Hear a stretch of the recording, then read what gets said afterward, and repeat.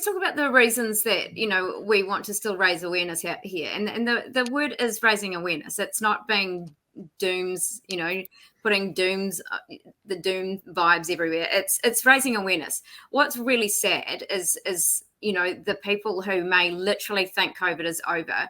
They absolutely think there is no risk, and they end up in hospital or die, because those things are still possible for vulnerable people. And that's what bothers me, is that it's when the national message is that we've moved on and it's not a problem. There are people that are going to categorically believe that, and that is concerning. So what we're raising awareness about is not, people can move on and do what they want to do and have, all the privileges that they go back to, partying, socializing, all of those things. No one's saying that, sure, if you want to be that way, but remembering that all those sort of basic human rights, like accessing healthcare, food, going to work and school, is no choice for a vulnerable person.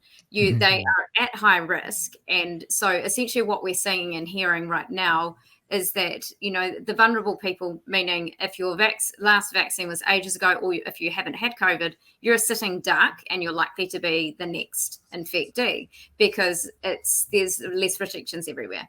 So we're going to see that slow burn, whether it ramps up, but it's definitely going to be a slow burn. At the minimum, it's a slow burn, but who knows whether it will ramp up. And depending on which variants are circulating where and whether they take hold, because yes, there's hybrid immunity, but my other point is hybrid immunity is an outcome, not a target. Don't say, let's go get my dose, so then I'm protected with hybrid immunity. There is no level of infection that is safe. It's unfortunate that we then live with, and then that is the outcome. And the other thing that is not publicized nearly enough is the dangers of reinfection.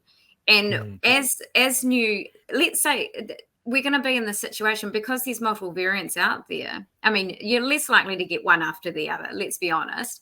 But let's say the first Omicron wave we had, maybe those people are more susceptible to the new variants because the new variants are closer aligned to BA.5. They had Omicron ages ago, back in March.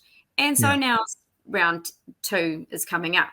We don't know enough about the variability in humans as to who is susceptible to a reinfection. We know it's not likely to be everyone, but we don't know who, and we don't know whether it's your second infection, third, fourth, or who knows how many infections that you'll end up with long COVID.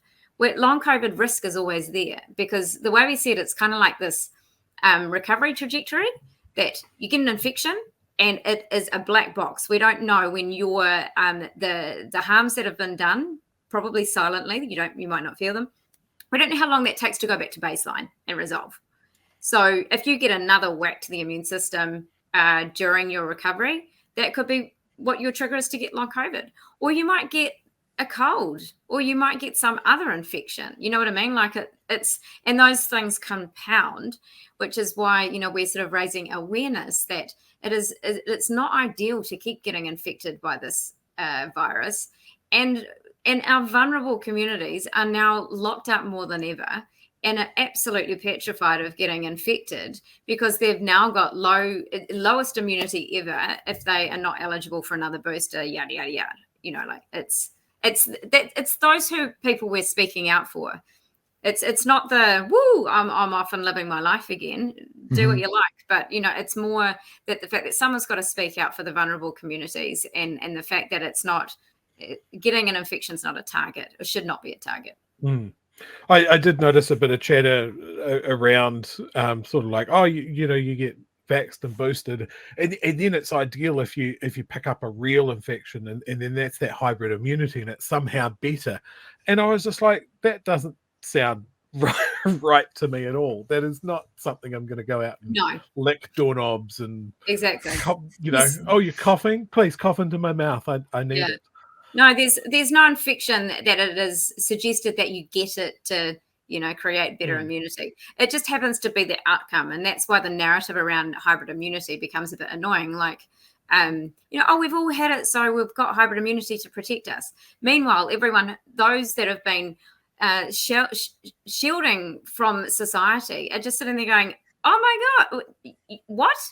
like, now I have to get this because now no one cares about protecting me. So that's kind of the place we find ourselves now, is that there's just no protection for anyone who wants to not get infected, because there's this tendency for society to go, well, I had it, I was fine, woo, let's carry on. Yeah. And the lack of empathy and projection is just, it's mind-blowing that people can't sort of put themselves in another situation.